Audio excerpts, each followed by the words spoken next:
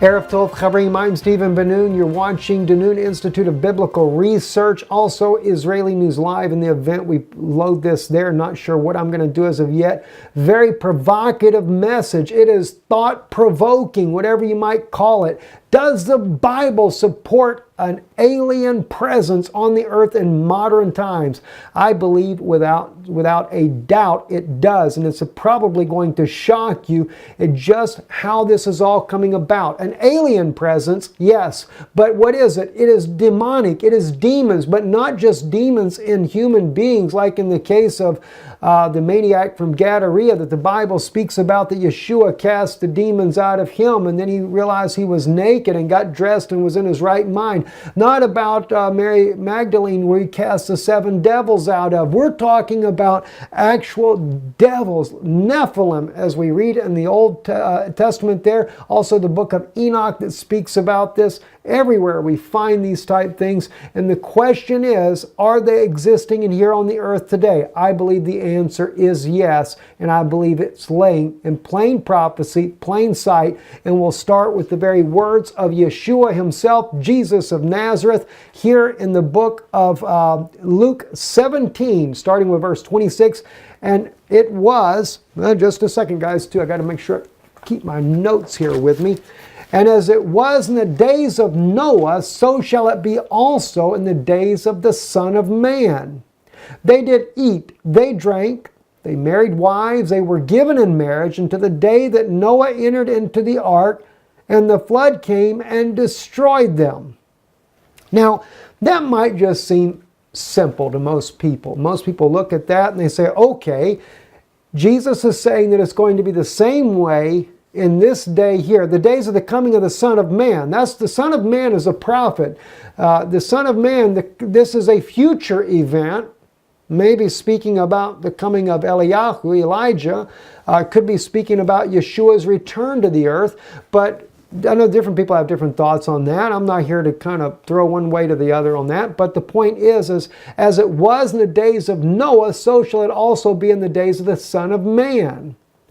Now notice what he says here. They did eat, they drank, they married wives, they were given in marriage until the day that Noah entered into the ark. Most people just simply say, well, they were gluttonous. Okay, I'll agree with that. If you go back and you look at the book of Enoch clarifies it the best, but also we can find in the book of Genesis, Moses also clearly identifies what they ate, what they drank, and by the way, they were drinking blood. All right, in case you didn't know it, they were eating the animals, they were even eating human beings. That's just how demonic they had got. I'm not saying that God has not given a permissive will. We know in the Garden of Eden, Adam and Eve, they were given of all the fruit of the trees to be able to eat. But as time went down, God gave permission of the eating of the animals. I personally don't do that myself. But just to share that thought with you. But they were eating not just the animals, they were eating the human beings as well and drinking their blood. And he says that action is going to repeat. Now the part about them marrying wives, well, most people say, well, it was promiscuous. They was living in adultery. And no, sir, that's not what he's talking about. What kind of life were they living back then? This was the Nephilim, and they had come down, the fallen angels, and that's where the word Nephilim comes from too, by the way, fallen. It's the fallen ones. And they had came and they had married the women of that day. And don't think that these women were bad women either. If you ever really go and do the research on this and look at the ancient documents and some of the other writings that we have about what happened there, at first they never could convince the women to marry them. They literally, from one account, and I forget which book this is actually written in, they took upon themselves, they transformed their bodies to look as if they were their husbands, and they slept with them and had children by them. These women were deceived, my friends, into thinking they were real human beings. But they weren't. They found that out when they started birthing these children. I'm going to share something with you. I shared this with Paul Begley the other day when I was on his channel. He asked me to come over to talk about North Korea to the people that he has there. And, you know, and let me just say this too. I know there's a lot of people that get all angry if I go to see Paul on his show or anything like that, and they say, well, you know, he's this or he's that. I'll tell you what, I will say this, my friends. I love you dearly. And every one of us has got different quirks, different issues. And some would say, well, he's a Jesuit.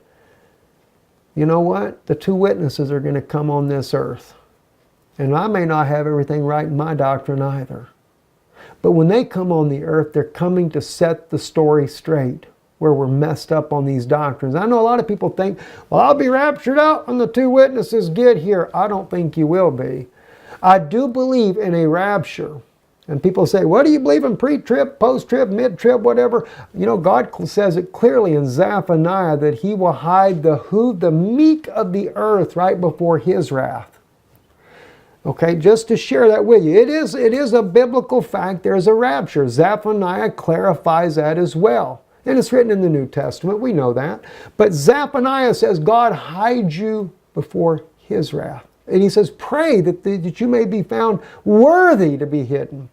Okay? So my point is, I believe that the church sees the two witnesses as well. Why do you think the scripture says 10 people of the nations take hold of the skirt of a Jew and say, show us your ways. We hear God is with you. Well, what wakes up Israel? The two witnesses. So who recognizes? See, they come to help get the church ready to go. Why? Because she's not ready. What doctrine are we going to base the truth of God's Word on so we can say that this church has it right, or that church, the Baptist, the Methodist, the Presbyterian, the Pentecostals? No, I'm sorry, what about the Hebrew Roots movement? Or what about the Messianic group? Or what about, you know, and let me tell you something, that shows right there, Messianic group, and I love you, my brothers, but you don't have it right. Don't say you don't have a lot of things right. I appreciate the fact that we go back to the feast and the keeping of the feast. Sure, I appreciate that. Keeping of the Sabbath, I appreciate that as well. All right? But if you had it right, then why do they say in there, the 10 people of the nations, they say to the Jews, not to the Messianic group, we hear God is with you, show us your ways. That ain't 613 commandments out of Levitical law either, friends. Because there's many Messianic groups that try to keep all of this. So that something's wrong. All right? So those witnesses are going to help wake up both. And we're going to need it. When you hear about what I'm about to share with you, we're going to need it. All right? So here's what was going on. They were eating and drinking. And these Nephilim, these fallen angels, had taken on human bodies to look like their husbands. And these women fell for it. Kind of makes you wonder if Nephilim aren't some of the ministers in the pulpits today seducing the churches to believe a lie.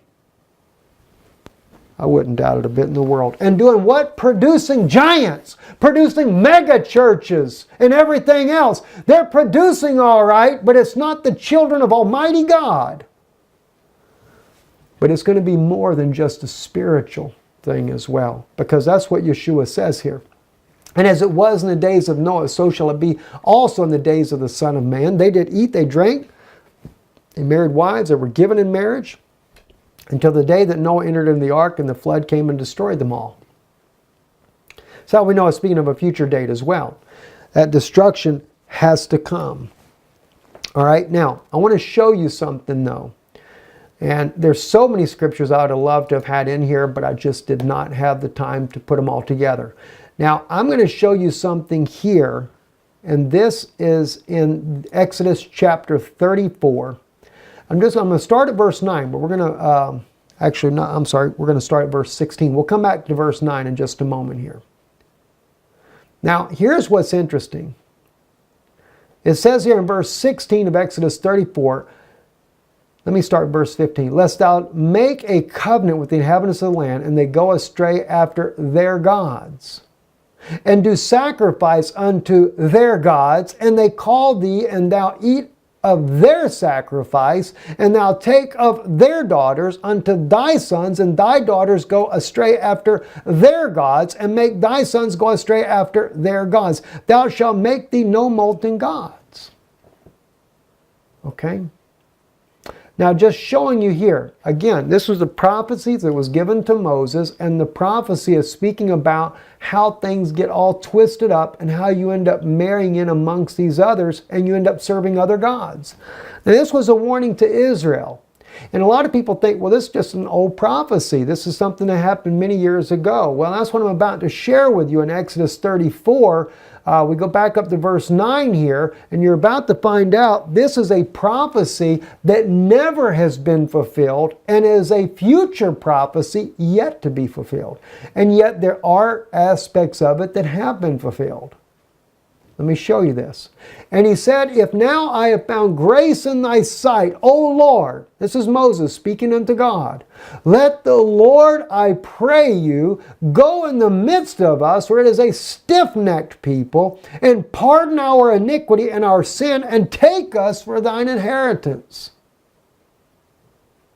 You know, Israel never made it that far. They never made it even back then. God was so angry with them. They stayed in that wilderness for 40 years. And even then Moses was prophesying that they'd be cast out of the very land that he was sending them to as a promised land. You know, by the way, that promised land is not necessarily the physical land of Israel. Like I shared with you the other day, the revelation Sister Jennifer shared with me over there in Genesis chapter 1. We're that land. All right? But anyway, but he speaks about, he asks God to pardon our iniquity and our sin and take us for thine inheritance. Do you realize he is actually speaking of Daniel's prophecy? And Daniel hadn't even been born yet, but Daniel's going to prophesy the same thing. And the 70 weeks are decreed upon thy people, Daniel chapter 9, verse 24, and upon thy holy city to finish the transgression, and to make an end of sin, and to forgive iniquity, and to bring in everlasting righteousness, and to seal up the vision and prophet, and to anoint the most holy place. The most holy place is your heart.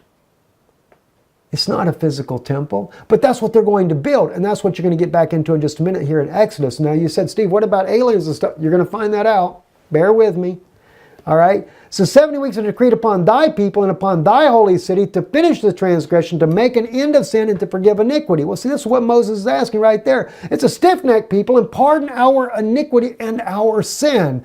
Daniel says what? To forgive iniquity and to bring in everlasting righteousness, to seal up the vision and the prophet, to make an end of sin.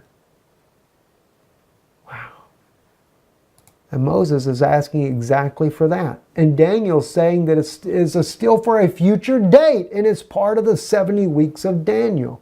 And it still hasn't happened. Yes, Mashiach came. He was cut off not for himself. He's cut off for our sake. Right? This is why he was hung on the tree. This is why his side was pierced, to release the life that was inside of Jesus, Yeshua, inside that body. His life, that life of Almighty God was in him, and it was released to come back upon us, the children of God, to fill us with the Holy Spirit. Okay?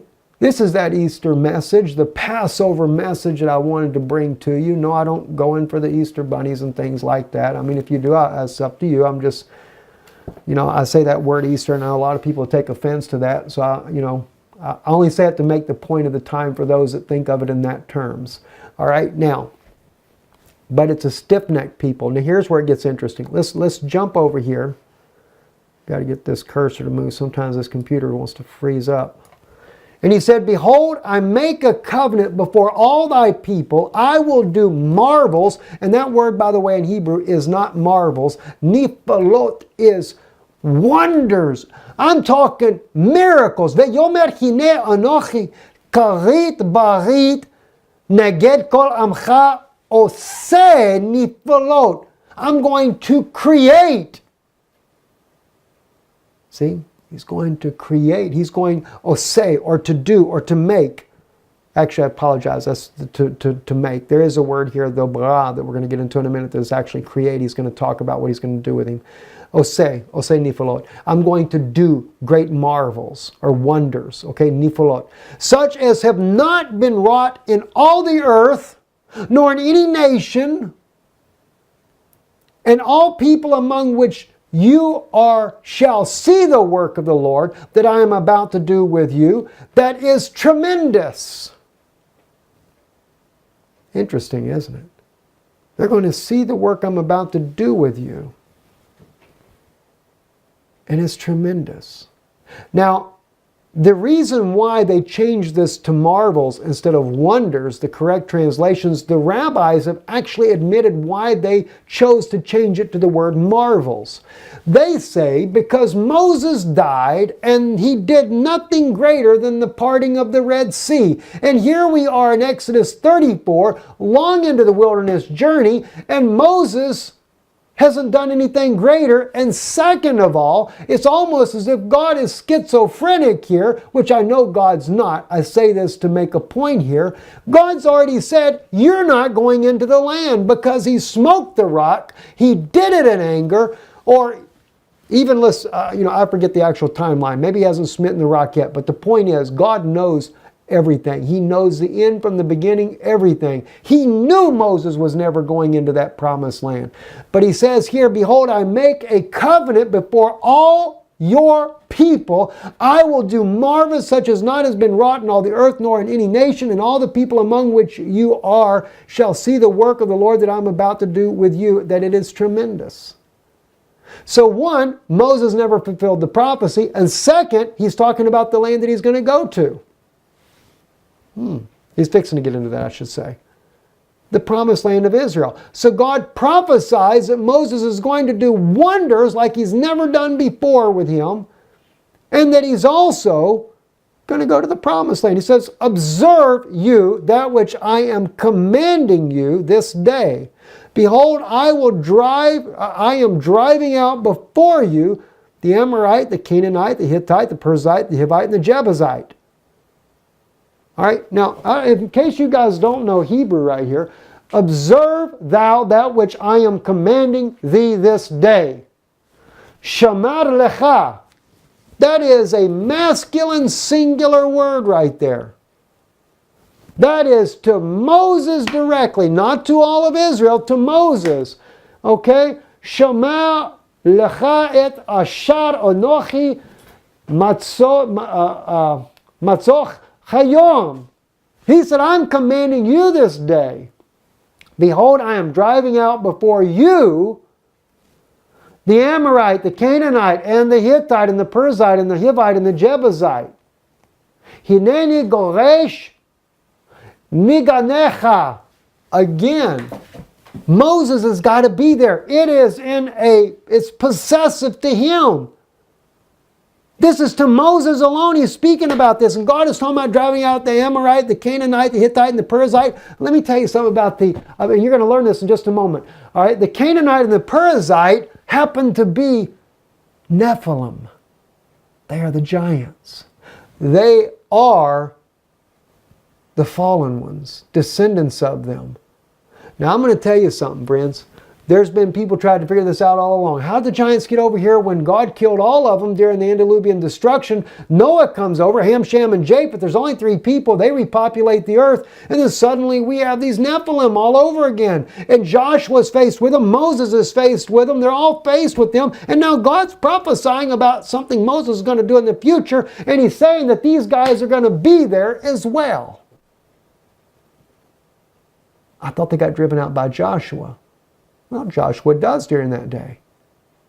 But you're going to find out something interesting. There's no genealogies for the ones that came in during the days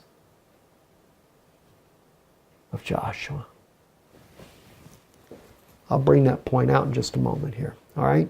So, this has not been fulfilled yet.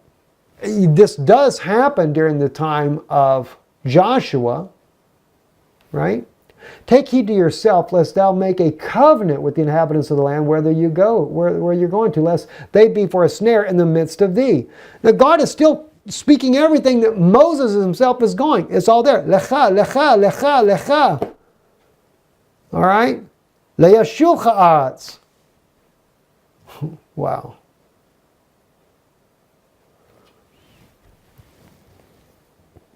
Very interesting.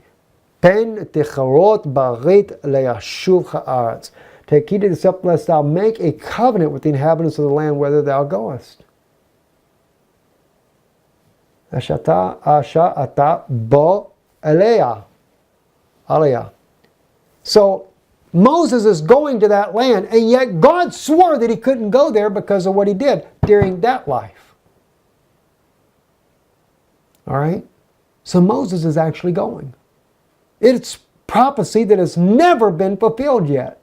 And God's going to do the great wonders with him, part of the two witnesses. He's going to need those wonders, friends, because he's up against a very powerful force on this earth. Now, but I think before I go any further, I'm going to share something with you. I have heard, I shared this on Paul Begley's program the other day. I meant to tell you this a moment ago and I forgot. I got sidetracked with people that don't like Paul Begley. And I shared with him something I've been wanting to share with you guys. I don't very often ever speak of supernatural things that happen. I don't speak about dreams, visions. I don't speak about miracles. There's some that I've shared with you guys over the years. My mother being blind and receiving her sight when I prayed for her. There's been many others that have happened in life. You know, I've seen the angel of the Lord on several occasions. I don't think I've ever spoke about that before, and I'm not going to go into that. And I'm not talking about just dreaming things. I'm talking about realities. But I've also, recently, I had two visions, and I felt like that I should share these with you, mainly because of this. And what I'm going to share with you was very, very powerful that happened. And at the same token, you have to understand, I've heard things about what they call the shapeshifters or the reptilians that are here. And I've heard about, you know, just bits and pieces here and there where Diana, supposedly her husband was a reptilian. The whole clan there of the royalty of England supposedly are reptilians. I'll just say allegedly. And I would hear these things and I didn't really know what to think about it. I didn't think no and I didn't think yes about it. And there's been so many other things that, you know, that you hear from time to time, and I never speak about those things. And so what I did is I just always kind of, you know, just, okay, that's kind of interesting, you know, but don't give it much weight. And I realize that there's people out there like L.A. Marzulli and also Steve, I can't think of Steve's last name right now, but you know, many others out there that speak about the conspiracies, the things that are going on, etc. And many more out there. I found this out because of after the visions I'm about to share with you. My wife began to share with me some things and play them for me. We were traveling back from Austria that blew me away. But in the vision, I don't know why I seen it, and I don't really know the fullness about this. But in this vision, the first one that I had was of a reptilian. He looked like a man, but he looked like the most hideous sight of a man you could ever possibly imagine. I don't know how I knew this, but these people are involved in governments. They're involved in high offices. On this one particular guy, it was almost like looking at a demon, but he had the ability to look like a human being as well, changing his form completely, much like what I shared with you earlier about what happened in the times of Noah. As I said, there is an apocryphal work, or Gnostic, I don't remember which one it is, but they actually write in there that they could not convince these women to go with them in the beginning. But what they did later on a second attempt was they transformed themselves to look like their husbands, and they believed it, and they slept with these men and had children by them. And that's what brought the Nephilim into being. Well, I seen this in vision that this happens. But then in the second vision, I saw a more horrible and horrendous thing as well. And again, this was in very elite circles that I saw this happening in. But there had been a child that was taken. And that child was given over to one group, and that group gave it over to these reptilians. Some call them shapeshifters. And I remember when that child was sent into that room, I knew that the child was given for them to devour. And I came out of the vision and I was blown away what I had just seen. I didn't actually have to witness what happened, but I knew what was being done.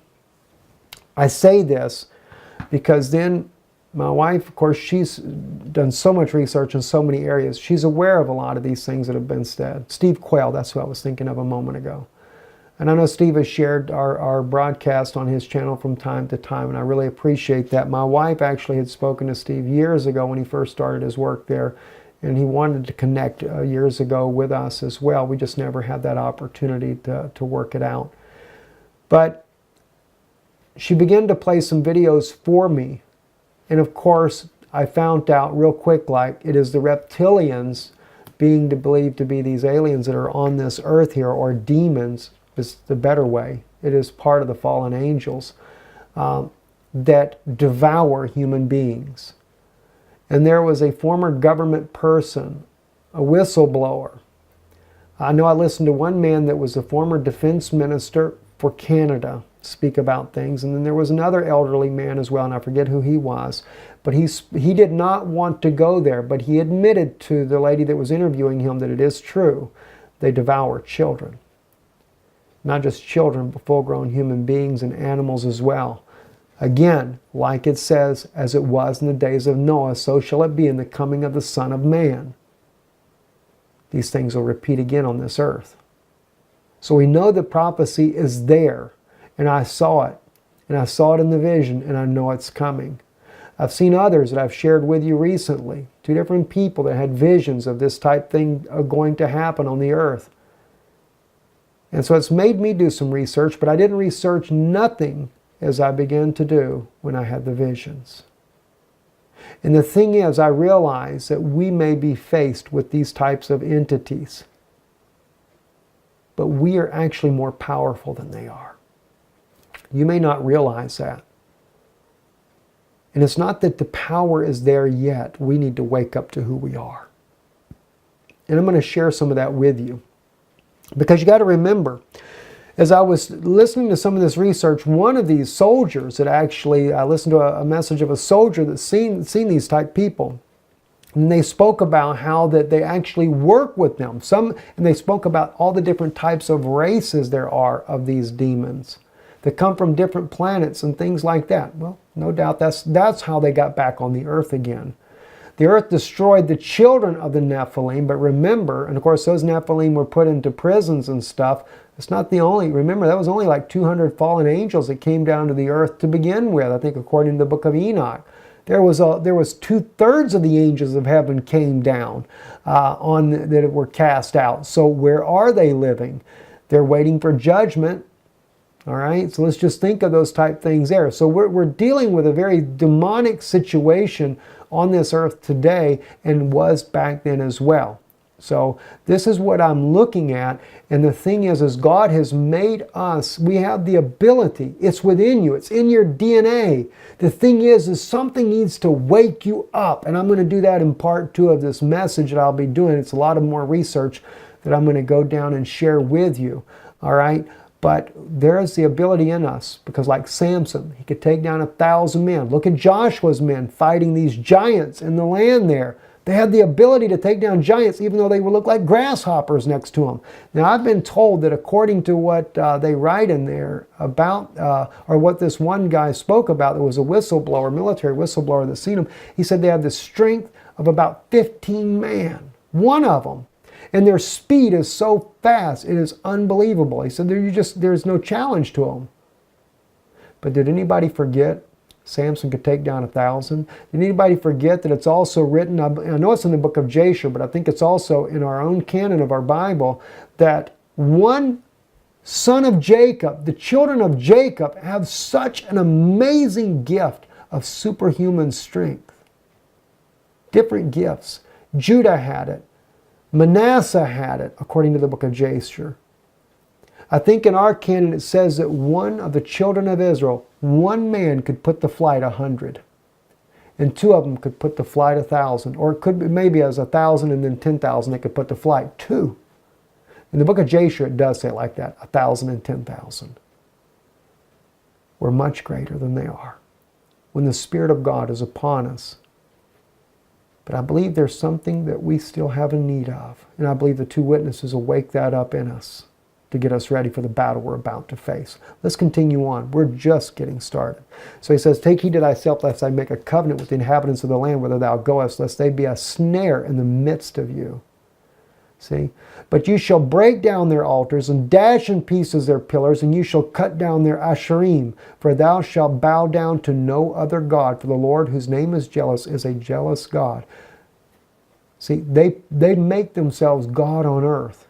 What do you think the pharaohs were? It's a possibility. Let's move on. We already spoke about Daniel 9. Let's go into Genesis now. All right, we're in Genesis 6. And I bring you Genesis 6 up because what I want to share with you here is we go into who the Nephilim actually married. And the Lord said, my spirit shall not abide in man forever, for that also is that he also is flesh, therefore shall his days be 120 years. It's not talking about that he is only going to live to be 120 years old. Some people get that mixed up because Abraham lived to be 170 years old. It was actually 120 years before the flood came. The Nephilim were in the earth in those days, and also after that, when the sons of God came in unto the daughters of men, they bore children to them, and the same were mighty men that were of old, the men of renown. By the way, in the King James Version, the Nephilim, they always translate that as giants, okay? The fallen ones, right? All right, so we get there. Now let's go over to the book of Numbers. This is going to bring back some memories right here when we look in the book of Numbers. But I'm going to start off with one part right here. And then we're going to back up just a little bit. And they went into the south and came into Hebron. Okay. Ahiman, Shishai, and Talamai, the children of Anak, were there. Now Hebron was built 7 years before Zoan in Egypt. By the way, Zoan, that's also where Moses did the miracles. And it's also where those pharaohs of Egypt and their priests did their things as well, was in Zoan. All right. Now, Anak, he's from the people of Anakai. You know how they talk about the Anunnaki? Those of you that follow these things about aliens and giants and stuff on the earth, Anunnaki, well, that's where Anak, he's part of that. Now his sons, Shishai, Talmi, and the children, Haman, they were literally dwelling there inside of in the mountains there around Jerusalem and places like that. All right. Now let's back up though. Let's go up a little bit higher. Numbers 13, chapter 13. This is where the 10 spies are sent to spy out the land. All right. Now, Moses speaks about all the different ones, one man from each tribe that came in there. All right. Joshua was one of those men. He was the son of Nun. He was from the tribe of Ephraim, Hoshea, the son of Nun. All right. That's where I get my last name from, Joshua, son of Nun. And, of course, Caleb also, I think Caleb is from the tribe of Judah, if I remember right. Let's just look real quick. Okay, Caleb, here we go. The son, okay, yeah, that's right, the tribe of Judah. All right, so he goes and he's the one, it was Caleb that drove the Anak out of that city there, his sons, not Anak. Anak was not there. Now, to save time, let me just tell you real quick about Anak. Anak, if you look it up biblically on a genealogy basis, all you can find is Anak's father. No other trace anywhere back. And of course, it's also referred to them as the Nephilim, the giants. Anak is. All right, now, let's take a look though what happens when the 10 spies go down. Moses called Hoshea the son of Nun Joshua, and Moses sent them to spy out the land of Canaan and said unto them, get you up here into the south and go up into the mountains and see the land, what it is, and the people that dwelt therein, whether they are strong or weak. whether they are few or many. And when the land is that they dwell in, whether it is a good or bad, and what cities they are that they dwell in, whether in camps or in strongholds, and what the land is, whether it is fat or lean, whether there is wood therein or not, or if you be of you of good courage and bring the fruit of the land. Now the time was the time of the first ripe grapes. So they went up and spied out the land from the wilderness of Zin unto Rehob and to the entrance of Hamath. And they went up into the south and came into Hebron, into Himon, and Sheshai and Talmi, the children of Anak, were there. Now Hebron was built 7 years before Zoan in the Egypt. And they came unto the valley of Eshcol and cut down from thence a branch with one cluster of grapes. They bore it upon a pole between two. They took also the pomegranates of the figs. That it took 2 men to carry a cluster of grapes. I don't know if you know this, guys. If you've ever visited Israel, have you ever seen the figs there? They're like that. Like that. They're huge. Not like American figs, little tiny little round things like that. Even European figs, a little bit bigger than American figs, but in Israel, they're huge. You know why? Gold. The gold, remember how it speaks in the Bible in Genesis about the land, the gold of that land is good. Job speaks about it. It comes out like the dust of the ground. Anytime there is gold in the earth, see, this is what God really meant for you to do with gold. Gold is not meant for you to be digging it up all out of the earth and making all kinds of gods and painting your house full of gold. The gold is meant to enrich the earth so that the food that we partake of also helps our physical bodies as well.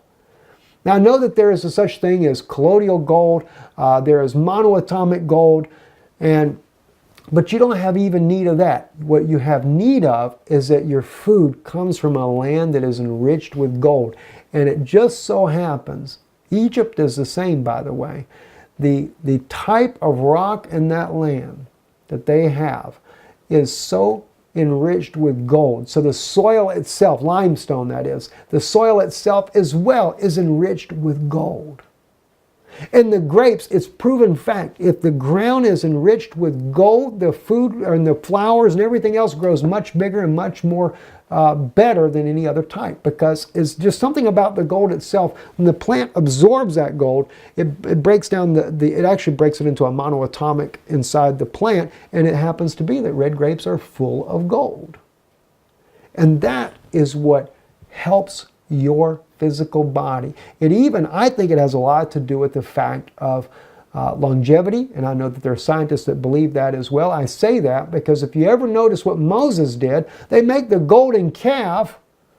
Moses beats it down, turns it into powder, and throws it into the water and tells them to drink the water. They wash their clothes. The Bible says their shoes nor their clothes didn't wear out for 40 years. Not only that, I've always said they didn't age either. People differ with me on that, but if you ever look at it, there's an account by Joshua and there's an account by Moses. He said his strength did not abate for 40 years while he was in that wilderness journey. Joshua carries the same testimony. So there's something that it does. It helps our body, and therefore it is. In fact, no matter where you grow plants and things, every plant, because there's gold is always there in the ground in different places. It just happens to be more abundant in certain places, and you can always tell by the way the crops grow. All right, that's just a thought there for you, so your diet helps you as well. But anyway, so they had those clusters, and they returned from spying out the land in the end of 40 days. And they went and came to Moses and Aaron and to all the congregation of the children of Israel into the wilderness of Paran, to the Kadesh, and brought back word unto them and to all the congregation, and showed them the fruit of the land. And they told him and said, we came into the land whither thou sent us, and surely it floweth with milk and honey, and this is the fruit of it. Howbeit the people that dwell in the land are fierce, and the cities are fortified, and they're very great, and moreover we saw the children of Anak there. All right, so see, notice, Anak was dwelling amongst them. Now watch what verse 29 says. Amalek dwelleth in the land of the south, and the Hittite and the Jebusite and the Amorite dwell in the mountains, and the Canaanite dwell by the sea along by the side of the Jordan. Well, what do you know? Amalek. You know who Amalek is? Amalek just so happens to be Esau's grandson. by Esau's son's concubine. Isn't that interesting? That Enoch is living in the same land that Esau is. And today, the Roman Catholic Church, the Pope talks about willing to baptize aliens. No wonder. It runs in the family bloodline to live together. I mean, I'm blown away by this. And the Canaanites also, by the way, happen to be part of the Nephilim. And I don't remember if I put all the scriptures in there, the references here for you so you would know this, but I've traced everything down just so that you would actually be able to know this. Now, so you go on down, and he dwelleth by the sea and along in the side of the Jordan. And Caleb stilled the people and toward Moses and said, we should go up at once and possess it, for we are well able to overcome it. But the men that went up with him said, we are not able to go against the people, for they are stronger than we. And they spread an evil report of the land which they had spied out unto the children of Israel, saying, the land through which we have passed by to spy it out, and the land that eateth up the inhabitants thereof, and all the people that we saw in it are men of great stature.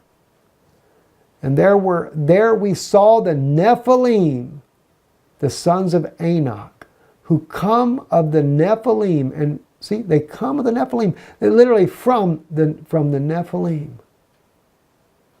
They didn't just, this had nothing, they didn't come from the flood. They didn't come over the ark with Ham, Shem, or Japheth. The Nephilim brought them back. Those fallen devils keep bringing in more. And we were in our own sight as grasshoppers, so we were in their sight. All right? Now, Joshua 15, we can see this. And Caleb drove out thence the three sons of Enoch, Shishai, Ahiman, and Talmai, the children of Enoch, and went up thence against the inhabitants of Debir. Now the name of Debir before time was Kirath Sepher. And Caleb said, he that smiteth Kirath Sepher and taketh it, to him will I give Akash, my daughter, to wife.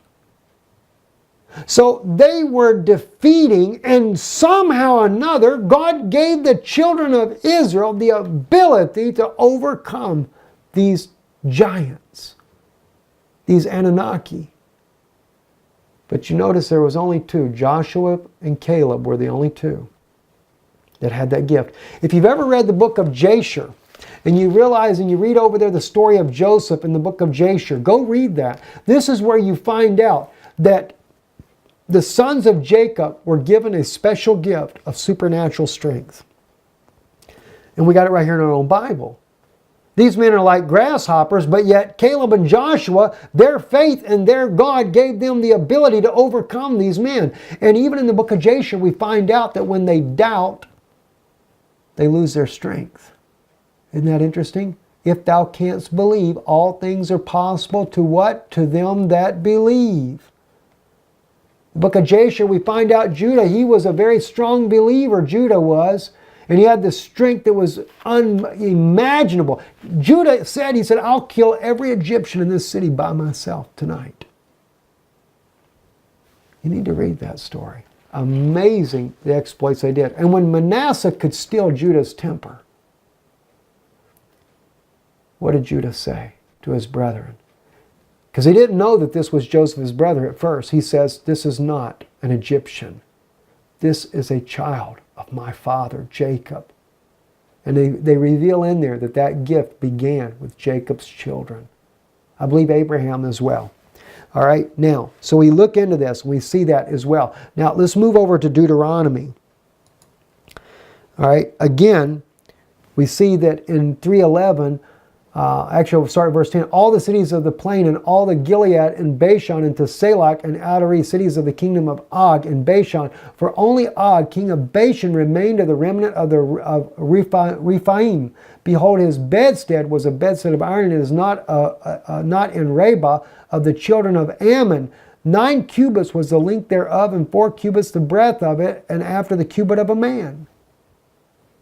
So the king of Og was a giant as well, but from a different race. And that's what's interesting. That's what they talk about on some of these videos here. There's so many different races of these beings here and different sizes as well. And that's what we find out reading here in these prophecies as well. Now, I'm blown away by these things, but in closing, I want to share two things with you here. We're going to look at Revelations 11, but we're also going to look at another one here. This is the Apocalypse of Thomas. It's not part of our own canon, and I realize that when you look at books like this, you really need to be cautious, because there are some out there that are not true, that appear true. There's some that are true. And of course, they may be twisted in the way they've been translated and written and things of that nature there. I can't say for sure. What I do look at when I'm reading any of these books here, I look especially of something that it'd be in line with what Amos says in chapter 3. If there's one spiritual among you or a prophet, I, the Lord, will make myself known to them in dreams and in visions. And if what they say comes to pass, then fear them. In other words, have a respect, because God is with them. Now, I look at this, like in this particular case here, from a prophetic stance, that what is being said here is things that have actually already begun to transpire. And I wanted to share that with you. I don't know about verses or anything like this in here. You can look it up online, called the Apocalypse of Thomas. But watch what it says here. And after that, again, a king shall arise in the south part of the world, and shall hold rule a little space, in whose days the treasuries shall fail because of the wages of the Roman soldiers, so that the substance of all the age shall be commanded, or to be taken and given to the king to distribute or redistribute. Isn't it interesting that Pope Francis, and I don't say this is the Pope of Rome, but I just think it's interesting, that he happened to come from the South, from South America. And he is ruling as a king over the Vatican. I don't say he's the king of the South. I believe he's the king of the North. But he's ruling in the north, or north of Israel. And he has stated one of the very same things, that they should take up all the money of the world, of all the rich people, and they should redistribute it amongst the poor. They should have things in common. Well, what's interesting is supposed to be during his time that treasuries are going to fail. And isn't it interesting that it says because of the Roman soldiers? All this money that the Vatican is spending on the NATO forces, the United Nations plans, the whole ideology. Now, they don't say that the United Nations is the one that has sent the United States in to overthrow Iraq and Libya and Egypt and all of these countries here. But just so you know, even Ethiopia, where the Bible says in Daniel 11 that Ethiopia would be at his steps, it's the Vatican's own banks that they work with and support that are causing the overthrow of the Ethiopian people today.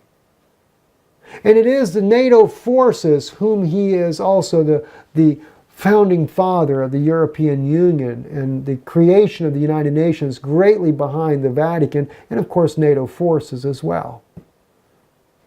So according to the Apocalypse of Thomas, Thomas says these are Roman soldiers. For the British Empire, the United States also being a part of that, which is under Rome, because they made a covenant before World War I and they began to take over everything. I go into this many times on Israeli News Live. You can look that up there if you would like.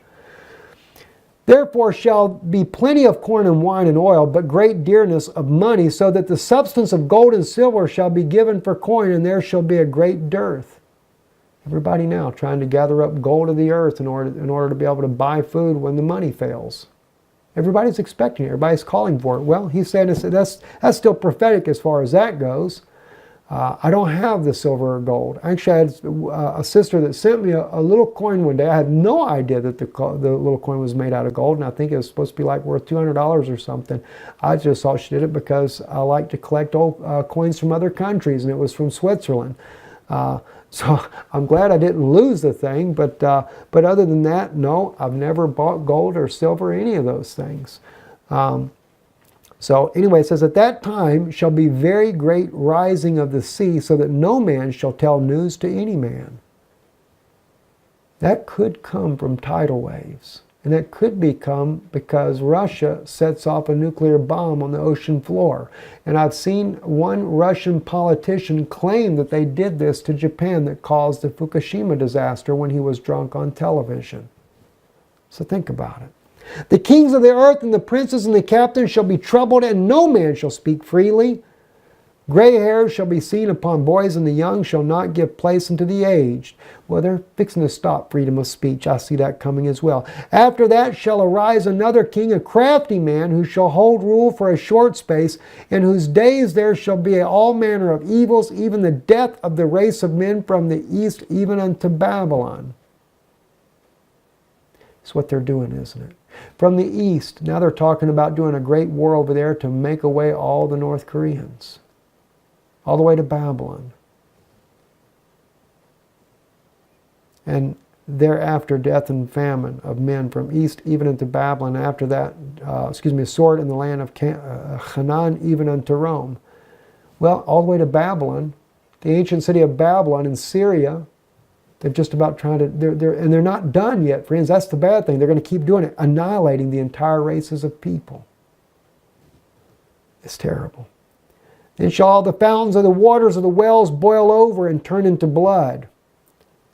The heavens shall be moved, the stars shall fall upon the earth, the sun shall be cut in half like the moon, and the moon shall not give her light. There shall be great signs and wonders in those days when Antichrist draweth near. These are the signs and wonders in those days when the Antichrist draweth near. These are the signs unto them that dwell on the earth. In those days the pains of great travail shall come upon them. The Antichrist now draweth near. These are the signs. Woe unto them that dwell on the earth, and those great pains of travail shall come upon them. Woe unto them that build, for they shall not inhabit. Won't go any further than that on it. The Pope has talked about baptizing aliens. And he says, yes, the little green men that children draw. What do they know that we don't know? That's demons, by the way. But I do remember the famous prophecy in Revelation 11, and I will give power unto my 2 witnesses, and they shall prophesy 1,260 days clothed in sackcloth. These are the 2 olive trees and the 2 candlesticks standing before the God of the earth. That's written over in Zechariah. And if any man will hurt them, fire proceedeth out of their mouth and devour their enemies. And if any man will hurt them, he must in this manner be killed. These have power to shut heaven, that it rain not in the days of their prophecy, and have power over the waters to turn them to blood. Just like Thomas wrote, isn't it? Friends, we're coming to a very serious hour. So does the Bible speak that we will be dealing with that similar to the times of Noah? Well, Yeshua said, yes, we will. They were eating and drinking and given in marriage. These aliens have been known to eat human beings, as I saw in the vision myself, and drink blood. They've also known to mutilate animals as well. Do the same thing to the animals. And the thing is, he said they were given and given in marriage. Well, that's what they did in Noah's day. They turned themselves, make themselves look like women's husbands, and had children by them. They were also living amongst the Edomites in modern-day Israel, and amongst other groups of races there, living in amongst them and marrying among them. No wonder why God told Moses in Exodus 34, don't make no covenants with them. Why? Because he says your sons will marry their daughters, and their daughters will marry your sons. Just like it was in the days of Noah. And in today, no doubt, as we saw with Princess Diana, if it's really true that she was in a family of reptilians, then what was she giving birth to? Just like it was in the days of Noah. I think we're living in a very serious hour, friends. Very serious. I think we need to really get on our face before God and seek God to know what we need to do to be ready for this hour. We need to believe. We need to have the faith the way the children, the sons of Jacob had faith, the way that Samson had faith. We need to get ready. And then we need to get out of this world. I'm Stephen Benoon. You're watching the Institute of Biblical Research. Prophesy.